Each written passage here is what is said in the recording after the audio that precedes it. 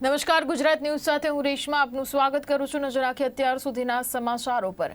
તો નવસારીના ward number 13માં ખોદેલી ગટરનું કામ છેલ્લા 40 દિવસથી ટલ્લે ચડતા સ્થાનિકો ખોદેલી અને ગંધાતી ગટર વચ્ચે રહેવા મજબૂર બન્યા છે। ત્યારે ત્રાસેલા સ્થાનિકોએ દિવાળી પહેલા કામ પૂર્ણ ના થાય તો પાલિકા પ્રમુખના ઘરે ગંદુ પાણી છાંટવાનું અલ્ટિમેટમ આપ્યું છે।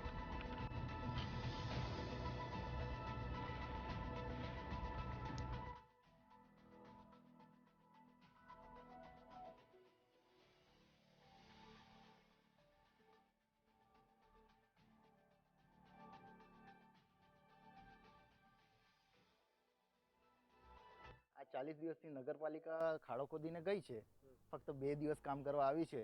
કેટલું ગંધાય છે અને કેટલું વાસ મારે છે। અહીંયા 4 થી 6 જણાને ઝાડા ઉલટી થઈ ગયા છે। છોકરાઓ રમે, કોઈ પૈડું મૂક્યું, હું કોઈ નથી, કોઈ સમસ્યાનું કોઈ સમાધાન નથી। કેટલી તો કમ્પ્લેન્ટ કરી। જ્યારે ખોદવા આવેલા હતા ત્યારે લોકો શું કહીને ગયા હતા? આજનો આજે થઈ જશે એમ કીધું, ત્યારે મેં કરવા દીધું। મેં કીધું ચલો આજનો આજ પતી જતો હોય તો કરો, વાંધો નહીં, પણ મૂકીને ના ચાલ્યા ગયા। અરે દિવાળી સુધી તો લંબાઈ તો કેમ તહેવારના દિવસે આવું થાય તો કેમ ચાલે બતાવો। હવે તો એવા ત્રાસી ગયા છે કે આ પરિસ્થિતિમાં રહેવું મુશ્કેલ થઈ ગયું છે। આ પાણી અમે પ્રમુખના ઘરના બારણામાં છાંટીએ તો એમને ખબર પડે કે આ કેટલું ગંદુ પાણી ને શું તકલીફ થાય છે। તો પરોઢીએ એક ઘટના બની છે સુરતના કડોદરામાં। કડોદરા જીઆઈડીસીમાં પરોઢીએ આગ લાગી, એક કર્મચારીનું મોત, 15 થી વધુ કર્મચારીઓ દાઝી જતા સારવાર અર્થે હોસ્પિટલ ખસેડવામાં આવ્યા છે। ફાયર બ્રિગેડની 10 ગાડીઓ ઘટના સ્થળે આગને કાબૂમાં લેવા પહોંચી હતી અને બિલ્ડિંગમાં 125 થી વધુ લોકો હતા। તમામને રેસ્ક્યુ કરી લેવામાં આવ્યા છે। 3.5 કલાક સુધી આગને કાબૂમાં લેવા ફાયરના જવાનોએ જહેમત ઉઠાવી હતી। ત્યારે સુરતના કડોદરા જીઆઈડીસીમાં પેકેજિંગ કંપનીમાં પરોઢીએ આગ લાગવાની ઘટના બની હતી। આ ઘટનામાં એક કામદારનું મોત નીપજ્યું છે અને આગથી બચવા માટે અનેક લોકોએ પોતાના બચાવ માટે દોડાદોડ કરી મૂકી હતી। આગની ઘટનાઓ સુરત ફાયર બ્રિગેડને પરોઢીએ 4:30 વાગ્યે કોલ મળ્યો હતો, તો કોલ મળતાની સાથે જ તાત્કાલિક રેસ્ક્યુ ઓપરેશન કરવામાં આવ્યું અને ખાસ ફાયર વિભાગના અધિકારીઓ દોડી ગયા હતા। 108 ઇમરજન્સી એમ્બ્યુલન્સ પણ ઘટના સ્થળે તાત્કાલિક પહોંચી હતી। તો ખાસ સુરતની કડોદરા જીઆઈડીસીમાં પરોઢીએ 4:30 વાગ્યાનો કોલ મળ્યો હતો। પરોઢીએ આગ લાગી, એક કર્મચારીનું મોત, 15 થી વધુ કર્મચારીઓ દાઝી જતા સારવાર અર્થે હોસ્પિટલ ખસેડવામાં આવ્યા હતા। તો સુરતના કડોદરા જીઆઈડીસીમાં પેકેજિંગ કંપનીમાં પરોઢીએ આગ લાગવાની ઘટના બની હતી અને કડોદરા જીઆઈડીસીની આ ઘટના છે। આગથી બચવા માટે અનેક લોકોએ પોતાના બચાવ માટે દોડાદોડ કરી મૂકી હતી। આગની ઘટનાનો સુરત ફાયર બ્રિગેડને સવારે 4:30 વાગ્યા કોલ આવ્યો હતો અને અન્ય વિભાગના અધિકારીઓ પણ ત્યાં દોડી આવ્યા હતા। ત્યારે 108 ઇમરજન્સી એમ્બ્યુલન્સ પણ ઘટના સ્થળે તાત્કાલિક પહોંચી ગઈ હતી। ઘટનાના વાવડ વાયુ વેગે પ્રસરતા લોકોના ટોળે ટોળા ઉમટી પડ્યા હતા। તો કડોદરા જીઆઈડીસીમાં લાગેલ આગમાં એકનું મોત થયું છે, 15 લોકોને ઈજાગ્રસ્ત થવાથી તેમને હોસ્પિટલાઇઝ કરવામાં આવ્યા છે। તો સુરતની આ ઘટના છે, સુરત કડોદરા જીઆઈડીસીની આ ઘટના છે। ત્યારે 10 ફાયર ફાઇટર ઘટના સ્થળે અને ખાસ આ બિલ્ડિંગમાં 125 થી વધુ લોકો હતા। આગ લાગ્યા બાદ આ તમામ લોકોને ફાયર વિભાગે રેસ્ક્યુ કરી લીધા છે। એક વ્યક્તિને જીવ બચાવવા ઉપરથી નીચે કૂદકો મારતા તેનું મોત નીપજ્યું છે। હાલમાં 80% આગ કાબૂમાં આવી ગઈ છે। તે ઉપરાંત સુરતના મેયર પણ ત્યાં પહોંચ્યા। તેમણે પણ કહ્યું કે 5:30 વાગ્યે તેમને કોલ આવ્યો હતો અને જાણકારી મળી હતી, પણ 4:30 વાગ્યે ફાયર વિભાગને આ કોલ મળ્યો છે અને ત્યાં 10 ફાયર ફાઇટરની ગાડીઓ પણ પહોંચી છે। અત્યારે ખાસ આગને કાબુ લેવાની જે તમામ જહેમત જે છે ઉઠાવવામાં આવ્યું છે, ત્યારે તમામ અંદર હતા તે લોકોને પણ રેસ્ક્યુ કરી દેવામાં આવ્યા છે।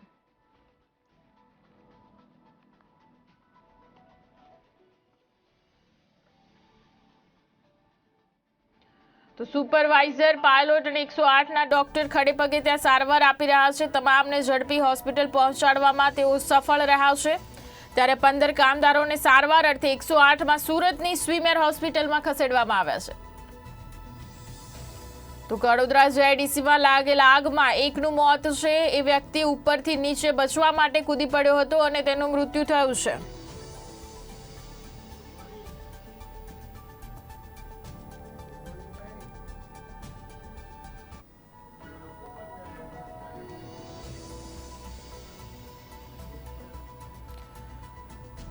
તો કડોદરા જેઆઈડીસીમાં પેકેજિંગ કંપનીમાં આગ લાગી હતી.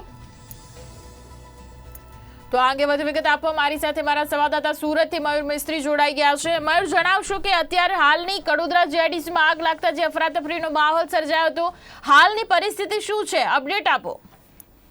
બિલકુલ વાત કરવામાં આવે તો સુરતના કડોદરા વિસ્તાર ખાતે આવેલી વરેલી ખાતેની આ ઘટના બનવા પામી છે. એક પેકેજિંગ કંપનીમાં આગ લાગી હતી. બેઝમેન્ટના પ્લસ થી 5મા માળ સુધી બિલ્ડિંગમાં આગ લાગી હતી. વહેલી સવારે આગ લાગતા સ્થાનિક લોકો અને દોડધામ મચી જવા પામી હતી. કહી શકાય કે જે રીતે આગનો બનાવ બન્યો હતો ત્યારે સુરત શહેરની 10 થી વધુ ફાયર ફાઈટરો અને જિલ્લાની ફાયર ફાઈટરો ઘટના સ્થળે પહોંચી ગઈ હતી અને આગ પર કાબુ મેળવવા માટે પાણીનો મારો ચલાવવામાં આવ્યો હતો. કહી શકાય કે ભારે જહેમત બાદ આગ પર કાબુ મેળવી લેવામાં આવ્યો છે, પરંતુ જે રીતે કામદારોને 2 હાઇડ્રોલિક ક્રેન વડે બહાર કાઢવામાં આવ્યા હતા અને રેસ્ક્યુ ઓપરેશન પણ હાથ ધરવામાં આવ્યું હતું. કહી શકાય કે એક કામદારનું મોત પણ થયું હોવાના સમાચાર મળી રહ્યા છે, પરંતુ જે રીતે આગ લાગી છે અનેક લોકો પોતાના જીવ બચાવવા માટે ઉપરથી કૂદી નીચે પડ્યા હોવાની પણ એક આશંકા સેવાઈ રહી છે. કારણ કે જે રીતે વહેલી સવારે એટલે મળે કે જ્યારે આગની ઘટના બની છે ત્યારે ઉચ્ચ અધિકારી સહિત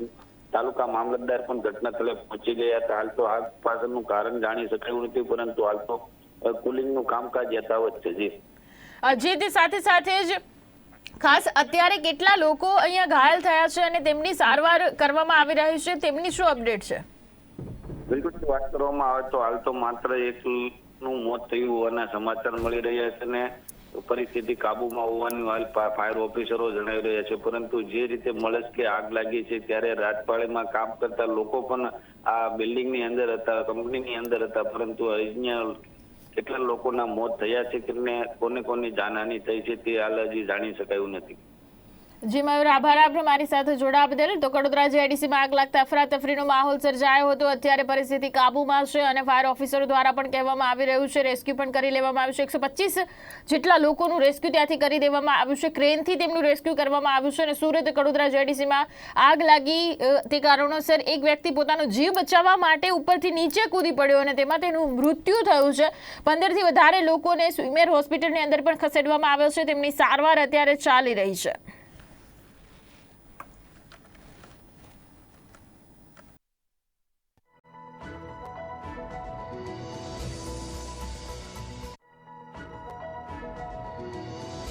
પરોઢીએ આગ લાગી, એક કર્મચારીનું મોત, 15 થી વધુ કર્મચારીઓ દાઝી જતા સારવાર અર્થે હોસ્પિટલ ખસેડવામાં આવ્યા હતા. ત્યારે ફાયર બ્રિગેડની 10 થી વધારે ગાડીઓ ઘટના સ્થળે આગને કાબુમાં લેવા પહોંચી હતી. અત્યારની અપડેટ જે મુજબ અમારા સંવાદદાતાએ આપી તે મુજબ કે અત્યારે આગને કાબુમાં લેવામાં આવી ચૂકી છે, પણ તે સાથે 15 થી વધારે જે લોકો છે તેમને ખાસ અહીંયા સ્વીમેર હોસ્પિટલ ખાતે ખસેડવામાં આવ્યા છે. 125 લોકોનું રેસ્ક્યુ પણ કરવામાં આવ્યું છે.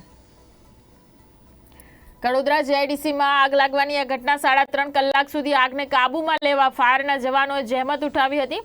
સુરતમાં કડોદરા જેઆઈડીસીમાં પેકેજિંગ કંપનીમાં પરોઢી આગ લાગવાની આ ઘટના બની હતી. આ ઘટનામાં એક કામદારનું મોત નીપજ્યું છે. આગથી બચવા માટે અનેક લોકોએ પોતાના બચાવ માટે દોડાદોડ પણ કરી મૂકી હતી. આગની ઘટનાનો સુરત ફાયર બ્રિગેડને પરોઢીએ 4:30 વાગે કોલ મળ્યો હતો અને કોલ મળતાની સાથે તાત્કાલિક રેસ્ક્યુ ઓપરેશન હાથ ધરવામાં આવ્યું હતું.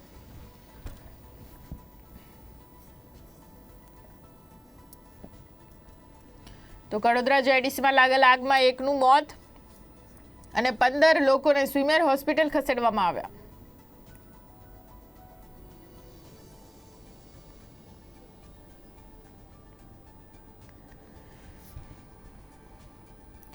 તો એ બિલ્ડિંગમાં 125 થી વધુ લોકો હતા. આગ લાગ્યા બાદ આ તમામ લોકોને રેસ્ક્યુ કરવામાં આવ્યા છે.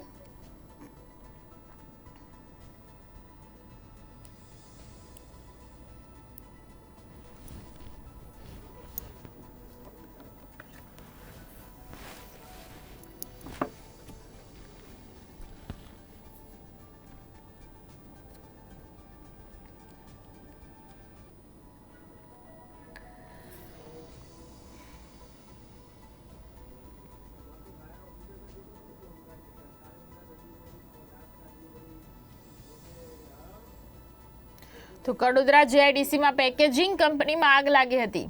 તો સુરતની કડોદરા જીઆઈડીસીમાં પેકેજિંગ કંપનીમાં આગ લાગી. આ કંપનીમાં 5મા માળે આગ લાગતા ત્યાં કામ કરતા કેટલાક લોકોએ ઉપરથી કૂદકો મારીને પોતાનો જીવ બચાવ્યો હોવાની આશંકાઓ અત્યારે સેવાઈ રહી છે. આગ કયા કારણોસર લાગી હજી જાણી શકાયું નથી, પણ ફાયર વિભાગની ટીમે 2 હાઇડ્રોલિક ક્રેન વડે કામ કરતા કામદારોને રેસ્ક્યુ કર્યા હતા, જેમાં એક કામદારનું ઘટના સ્થળે જ મૃત્યુ થયું છે.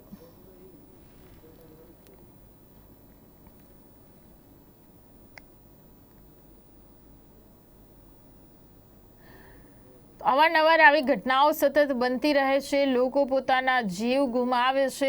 આ પરિસ્થિતિઓ જે મુજબ જોવામાં આવે તો કેવી આ સર્ટિફિકેટ કયા આપવામાં આવે છે, ફાયર સેફટીના સાધનો કેમ પૂરા વાપરવામાં નથી આવતા, તે ઘણા બધા સવાલો અહીંયા થાય છે. 125થી વધારે કામદારોને રેસ્ક્યુ પણ કરવામાં આવ્યો છે અને એક વ્યક્તિનું મૃત્યુ પણ થયું છે. આપ જોઈ શકો છો આ દ્રશ્ય આપણે ટીવી સ્ક્રીન ઉપર કે પેકેજિંગ કંપનીમાં 5મા માળે આગ લાગી. એટલે આ ઘટના જે પ્રમાણે અત્યારે આપણે જોઈ રહ્યા છો તેમાં 125 લોકોને ક્રેનથી રેસ્ક્યુ પણ કરવામાં આવ્યા.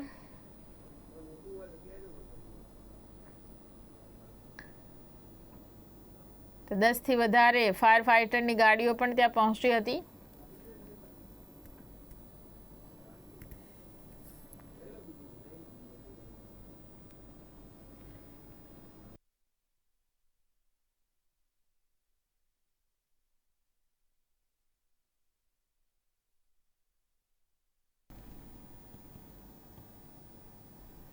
તો આગળ વાત કરીએ સમાચારોમાં, તો મુખ્યમંત્રી ભૂપેન્દ્ર પટેલની સરકાર બનતા જ હવે સરકાર એક્શન મોડમાં આવી છે અને વિવિધ કાર્યક્રમો કરી રહી છે. ત્યારે ભાજપના નેતાઓના રોજ કંઈક ને કંઈક મોટા નિવેદનો આવી રહ્યા છે. ત્યારે મુખ્યમંત્રી ભૂપેન્દ્ર પટેલ અને ગુજરાત ભાજપના પ્રદેશ અધ્યક્ષ CR પાટીલ બોટાદના પ્રવાસે હતા અને ભૂપેન્દ્ર પટેલ અને CR પાટીલે ગઢડામાં BAPS સ્વામિનારાયણ મંદિરે દર્શન કર્યા હતા, જ્યાં પાટીલે એક ચોંકાવનારું નિવેદન આપ્યું હતું.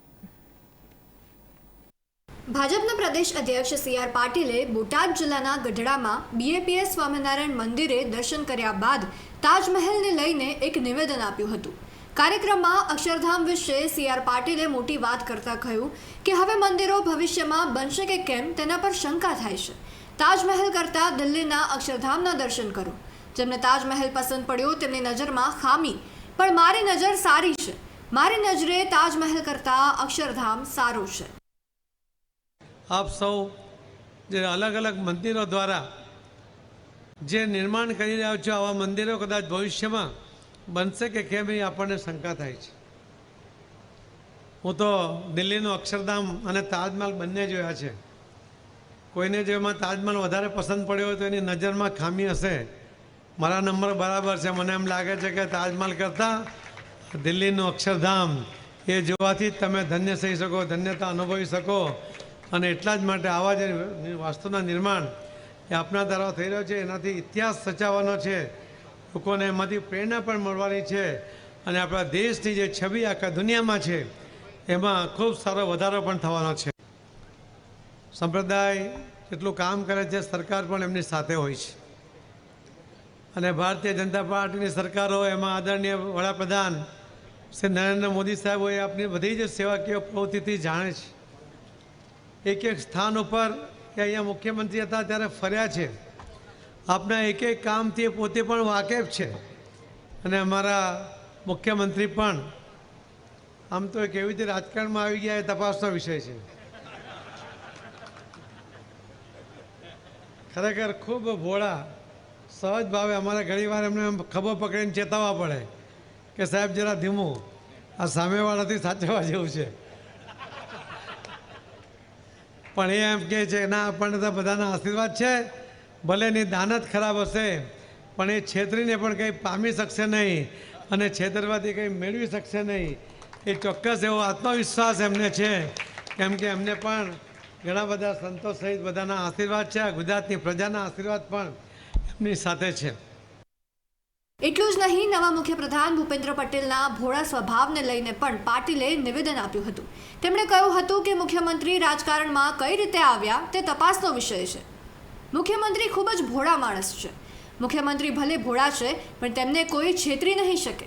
ઘણીવાર એમને અમારે રોકવા પડે કે સાહેબ સાચવીને, સામેવાળો ગમે એટલો ચાલાક હશે પણ CMને છેતરી નહીં શકે.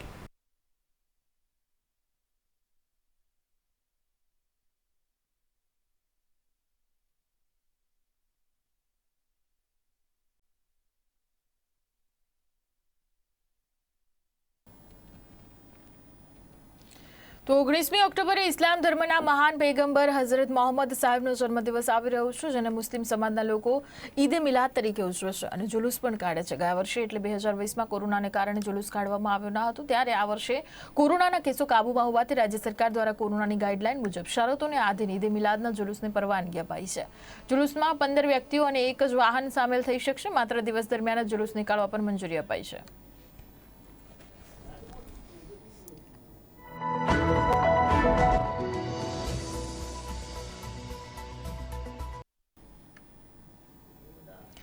તો 31 ઓક્ટોબરના રાષ્ટ્રીય એકતા દિવસની ઉજવણીમાં વડાપ્રધાન નરેન્દ્ર મોદી કેવડિયામાં હાજર રહેવાના હોય 5 દિવસ પ્રવાસન સ્થળ બંધ રહેશે.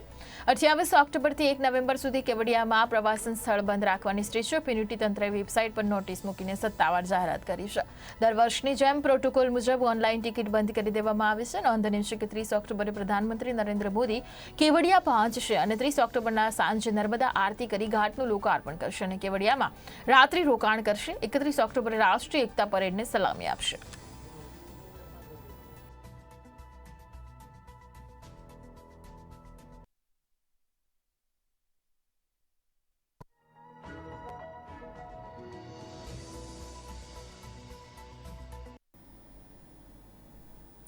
તો ગાંધીનગરમાં જનસંપર્ક યાત્રા દરમિયાન કેન્દ્રીય મંત્રી દેવુસિંહ ચૌહાણે 2022ની વિધાનસભાની ચૂંટણીને લઈને જણાવ્યું કે ભાજપની છેલ્લા 25 વર્ષથી નીતિ રહેલી છે કે સૌનો સાથ, સૌનો વિકાસ અને સૌનો વિશ્વાસ રહેલો છે, ત્યારે સમાજ કાયમી ભાજપ સાથે જોડાયેલો રહેશે.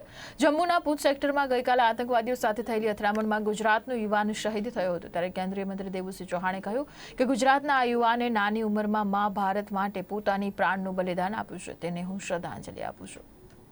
બિલકુલ, ભારતીય જનતા પાર્ટીની જે રીતે નીતિ રહેલી છે, સૌના સાથ સૌના વિકાસની નીતિ રહેલી છે અને છેલ્લા 25 વર્ષથી જે પ્રકારે છેવાડાના ગરીબ માણસમાં પરિવર્તન આવે એના જીવનમાં, એ માટેની જે યોજનાઓ છેવાડાના ઘર સુધી પહોંચી છે, સામાન્ય અને ગરીબ પરિવારના લોકોનું પણ સશક્તિકરણ કરવામાં આવ્યું છે, ત્યારે આ સમાજ ભારતીય જનતા પાર્ટી સાથે હવે કાયમી જોડાઈ ગયો છે અને પાર્ટીની સાથે જ જે પ્રકારે એણે એના જીવનનો બદલાવ અનુભવ્યો છે, એ જ રીતે ગુજરાતના વિકાસના ફળ પણ ભોગવી રહ્યો છે. ગુજરાતના આ નવયુવાન જે મા ભારતીના કારણે પોતાનો જીવનનો પ્રાણનો ન્યોછાવર કર્યો છે, એવા શહીદને હું શ્રદ્ધાંજલિ આપું છું, નમન કરું છું. જ્યારે મા ભારતી માટે પોતાના જીવનનું બલિદાન આપતા હોય છે, ત્યારે સહજ એની લાગણી અને જે વાતાવરણ ગુજરાતમાં અને વિશેષ કરીને ખેડા જિલ્લામાં શોકનું વાતાવરણ છે, ત્યારે પ્રતિનિધિ તરીકે અમે પણ એક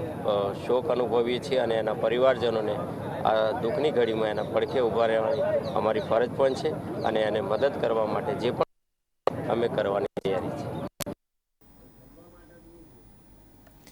તો હાલમાં ખાતરના ભાવ વધારાને લઈને એક તરફ ખેડૂતોમાં નારાજગી જોવા મળી રહી છે, તો બીજી તરફ વિપક્ષ કોંગ્રેસ પણ આ મુદ્દે લાલઘુમ છે. ત્યારે ખાતરમાં કરવામાં આવેલા અસહ્ય ભાવ વધારા મામલે કોંગ્રેસના ધારાસભ્યોએ પણ વિરોધ નોંધાવ્યો છે, જેમાં ધોરાજી ઉપલેટા મત વિસ્તારના ધારાસભ્ય લલિત વસોયાએ ખાતરના ભાવમાં જે તોતિંગ વધારો કરવા મામલે પોતાની તીખી પ્રતિક્રિયા આપી હતી, જેમાં તેમણે જણાવ્યું હતું કે પહેલા ભાવ વધારો ઝીકાયો હતો, જે ચૂંટણીને લઈને પાછો ખેંચ્યા બાદ હવે ફરી વધારો કરી ખેડૂતોને છેતર્યા હોવાનો આક્ષેપ કર્યો છે.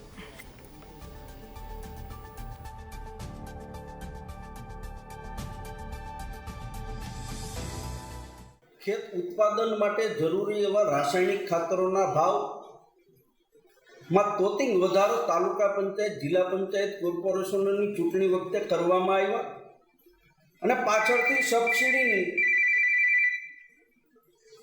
જાહેરાતો કરવામાં આવી અને ભાવો જે હતા એ યથાવત રાખવામાં આવ્યા, પરંતુ પાછળથી અત્યારે ખાતરના ભાવોમાં તોતિંગ વધારો ફરીથી સરકારે ઝીંકો છે. એમાં પોટાશ 950 રૂપિયા હતા, એના 1015 રૂપિયા ભાવ કરી દેવામાં આવ્યો. એએસપીનો ભાવ 950 હતો, એમાંથી 1200 રૂપિયા કરી દેવામાં આવ્યો.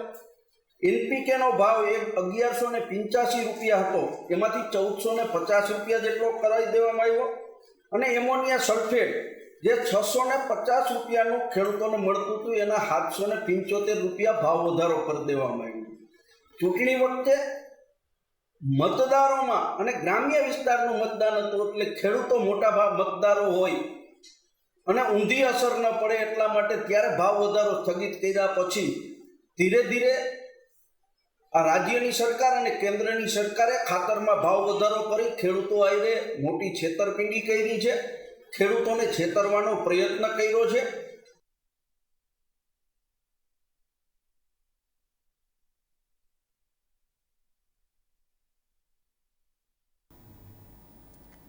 તો સૌરાષ્ટ્ર યુનિવર્સિટીમાં ભરતી કૌભાંડ રાજ્ય સરકાર સુધી ગાજ્યા બાદ ભરતી પ્રક્રિયા રદ કરવામાં આવી છે. આ અંગે યુનિવર્સિટીના ઉપકુલપતિ ડોક્ટર વિજય દેસાણીએ ખુલાસો આપતા જણાવ્યું હતું કે ભરતીની વિશ્વસનીયતા અંગે શંકા ન થાય તે માટે સમગ્ર ભરતી પ્રક્રિયા રદ કરવાનો નિર્ણય લીધો છે.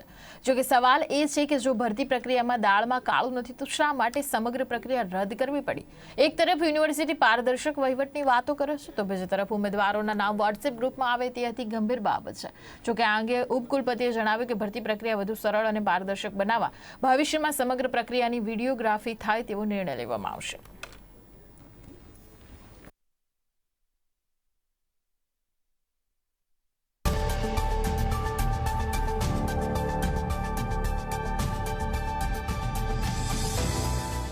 સૌરાષ્ટ્ર યુનિવર્સિટીના વિવિધ ભવનોમાં પ્રાધ્યાપકોની જે કરાર આધારિત નિમણૂકોના ઇન્ટરવ્યૂ સૌરાષ્ટ્ર યુનિવર્સિટીએ કર્યા હતા. ઇન્ટરવ્યૂ માટેની એક 5 લોકોની સમિતિ પણ બનાવી હતી, જેમાં સિન્ડિકેટ સભ્ય, બીજા ભવનના અધ્યક્ષશ્રી, સિનિયર ફેકલ્ટી અને સબ્જેક્ટ એક્સપર્ટ, આ લોકોની કમિટીએ જે કાંઈ નક્કી કર્યું હતું એની સામે થોડા ઘણા પ્રશ્નો એ ઉપસ્થિત થયા છે.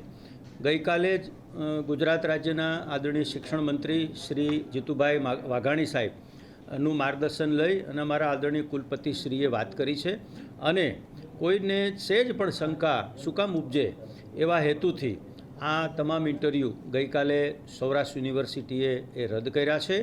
વધારે સારી રીતે આ ઇન્ટરવ્યૂની પ્રક્રિયા થાય, વધારે પારદર્શિતા અને કોઈના મનમાં કોઈ પણ જાતની શંકા ન રહે એવો સૌરાષ્ટ્ર યુનિવર્સિટી આવતા દિવસોમાં પ્રયત્ન કરવાની છે. એક ગ્રુપની અંદર અમુક નામોના સજેશન એ કરવામાં આવ્યા છે, એને લીધે આખો મુદ્દો ઉપસ્થિત થયો છે. સૌરાષ્ટ્ર યુનિવર્સિટીમાં આવા અનેક ગ્રુપો, હેડ ઓફ ધી ડિપાર્ટમેન્ટનું ગ્રુપ ચાલે છે, એકેડેમિક કાઉન્સિલનું ગ્રુપ ચાલે છે, સિન્ડિકેટ સભ્યોનું પણ ગ્રુપ ચાલતું હોય છે, ટીચિંગ નોન ટીચિંગ સ્ટાફનું પણ એક વોટ્સઅપ ગ્રુપ ચાલતું હોય છે. પરંતુ આનો જે કાંઈ વિરોધ થયો કે આ ગ્રુપમાં આવા નામના સજેશન થયા એટલે કોઈને પણ જરાય શંકા ન રહે અને પારદર્શિતા તો હતી જ, પણ વધારે પારદર્શિતા થાય આવે એટલા માટે આ ઇન્ટરવ્યૂ એ રદ કરવામાં આવ્યા છે.